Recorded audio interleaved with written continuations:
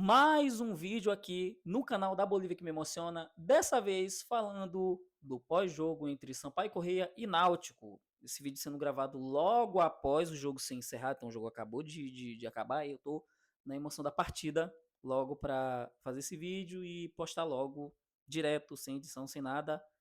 Assim, de começo, loja MR Grifes, a loja do torcedor maranhense, né? Só para dar essa passagem por cima e o link vai estar na descrição para vocês acessarem o site, acessarem a loja. Sobre esse jogo do Sampaio, cara, eu vou falar para vocês uma coisa, me segurando para não xingar. É que torcer pro Sampaio é difícil.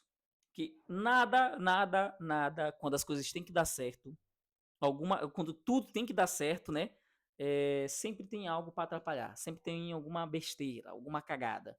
E assim, eu vou falar uma coisa muito básica. O problema de ter jogador ruim não é que ele é ruim, é que todo jogador ruim ele é burro, certo? Todo jogador ruim ele é burro. Tem um jogador bom que é burro. Isso aí acontece. O Rony é um exemplo. Mas todo jogador ruim, ele não é só ruim, ele é burro. É quase sinônimo. Para mim é quase sinônimo. E é o caso do Sampaio.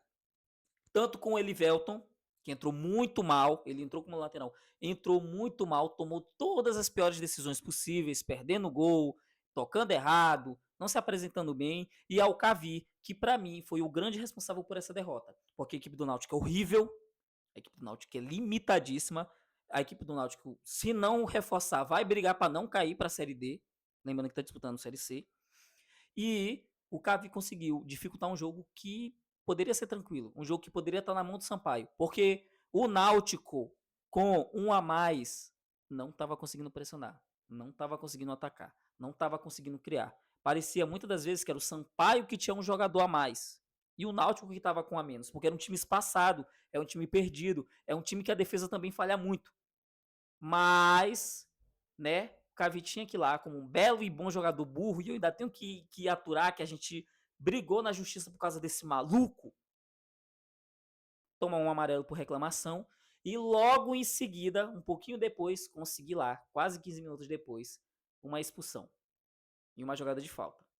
Beleza, certo. Primeiro tempo, um jogo pegado, um jogo mais complicado, e um jogo que o Náutico até assim, começou um pouquinho melhor fazendo volume. O Sampaio num belo cruzamento de Thiago Rosa, que assim, poucas vezes eu vi acertar, e num cabeceio do Alan James, ele abre o placar, certo? E mérito dos jogadores, a gente critica muito, mas mérito deles, que nessa jogada o Thiago Rosa fez um incrível cruzamento, um cruzamento belíssimo, e o Alan James se posicionou bem, aproveitou da falha da defesa do Náutico, que deixou ele sozinho, e cabeceou para o do gol. Cabeceou forte, não deu chance para o Muriel, conhecido como irmão do Alisson. A partir disso, o Sampaio foi tendo um jogo que ele conseguia controlar. Ele entendeu a situação do gramado, entendeu a falta de qualidade do gramado do Castelão, que estava horrível, horrível de novo, certo? E fica até difícil de novo falar do Arlindo Maracanã, mas era um jogo que era muito ruim. Para mim, errou em ter colocado o Pimentinha no começo do jogo, porque o gramado não tinha condição, ele não conseguiu jogar. Esse que é o grande ponto, ele não conseguiu jogar, porque não tinha um campo de qualidade que ele conseguisse progredir. Então, ter iniciado com Pimentinha já foi um erro, certo? Acho que foi um erro do Arlindo Maracanã. Mas o Sampaio conseguia desenvolver, o Sampaio entendia onde estava a dificuldade do jogo e jogou feio. O Sampaio, no primeiro tempo, jogou feio, jogou melhor do que o Náutico. Jogou feio, pegava a bola, lançamento na frente, disputava bola aérea, não tentava jogar, fazia jogos de ligação, que são jogos muito comuns do Arlindo Maracanã. Isso pode talvez ser o início da cara dele. Da cara dele no Sampaio, no caso.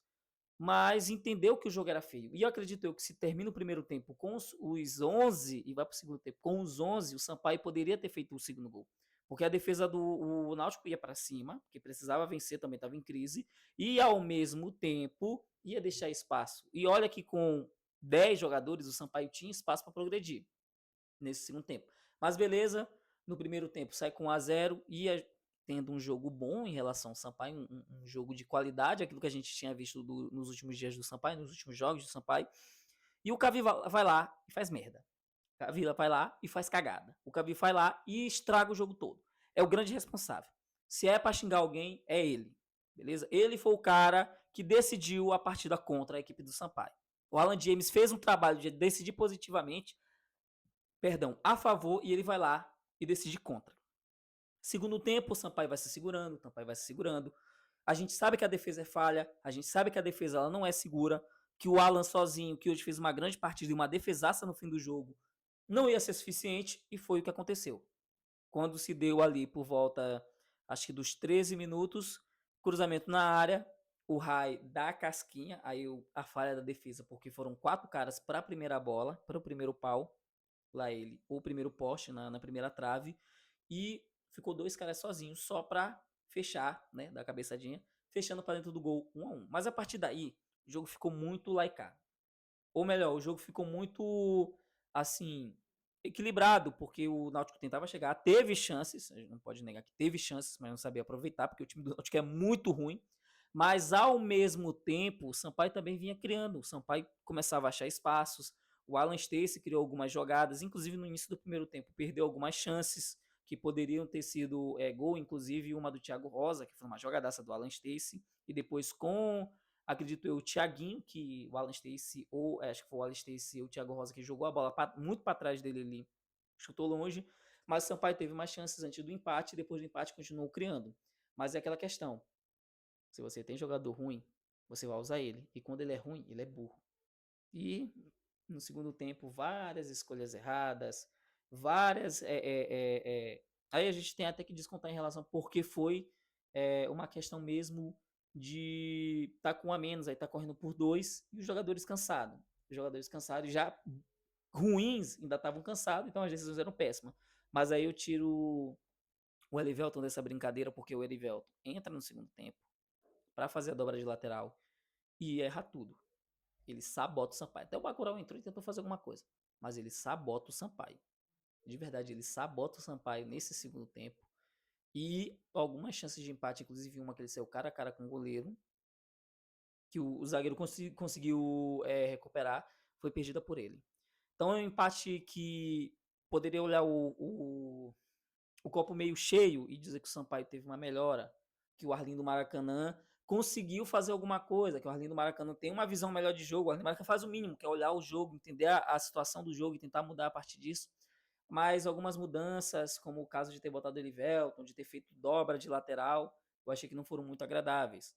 A gente pode olhar, e aí a gente pode ir lá pelo lado ruim, que o Sampaio está eliminado da Copa do Nordeste, está fora, e que com isso vai ter que se replanejar o ano. Mas assim, era um jogo que a gente poderia ter ganhado se não fosse o acaso individual de apenas um jogador que estragou tudo.